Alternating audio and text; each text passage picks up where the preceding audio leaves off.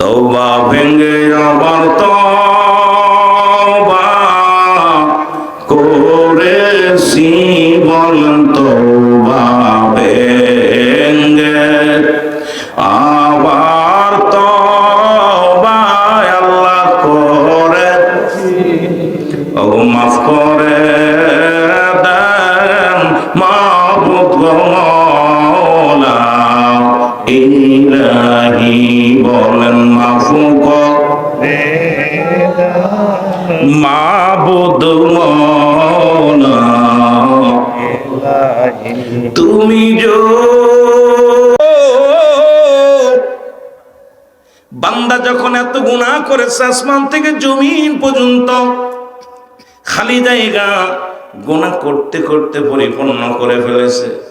মা পার একটা জায়গা আছে, সেই জায়গাটা হলো বান্দা যখন কবরের কথা মনে করে জান্নাতের বাগানে এসে কবরের ভয়, মরণের ভয় অন্তরে ঢুকে গেছে। আল্লাহ আগামী দিন জান্নাতের বাগানে বসতে পারবে এমন কোনো গ্যারান্টি নাই। এ রব্বি কারীম, গত বছর যারা জান্নাতের বাগানে বসেছিল এবার তারা অনেকেই নাই। কেউ চাকরি করে, কেউ ব্যবসা করে, কেউ কবর দেশে চলে গেছে। আল্লাহ, কেউ শ্বশুর বাড়ি চলে গেছে। রে মুসলমান, এই মাহফিল গত বছর যারা শুনেছিল এই বছর অনেকেই নাই, আবার অনেক নতুন মানুষ আগমন ঘটেছে। জোরে বলেন ঠিক কিনা? এ যুবক, গোনার কথা মনে করে গো, যখন বান্দা জান্নাতের বাগান ধরে আঁকড়ে ধরে খাস তওবা করবে,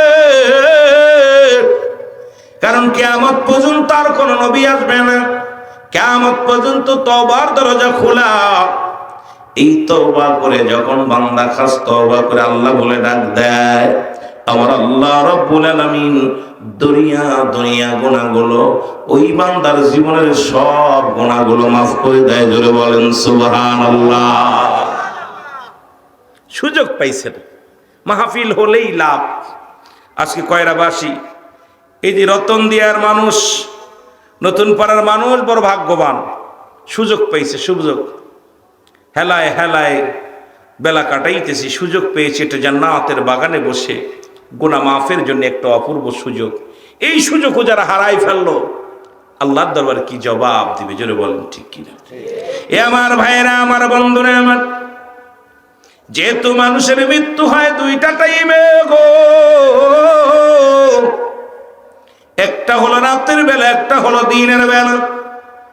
দিন শুরু করেছিলাম, মৃত্যুবরণ করি নাই।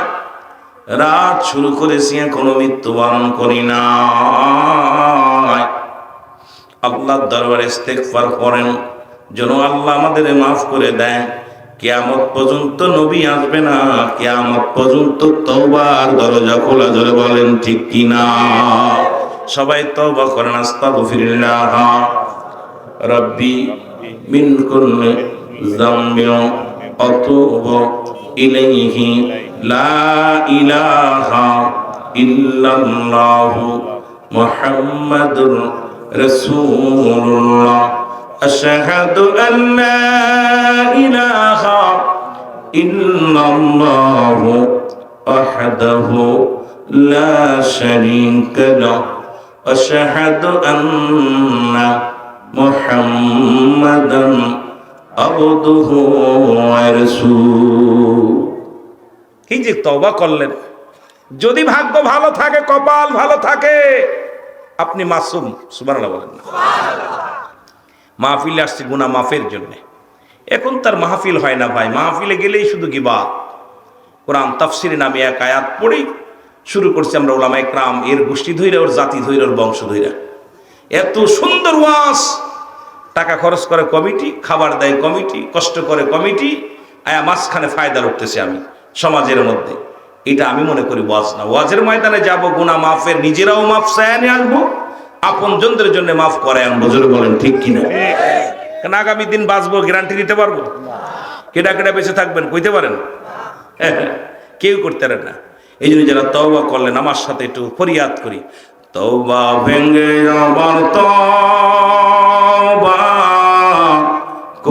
করেছি বলেন তওবা ভেঙ্গে, আবার তওবা আল্লাহ করে ওগো মাফ করে দেন মাবুদ গো মওলা ইলাহি বলেন মাফ করে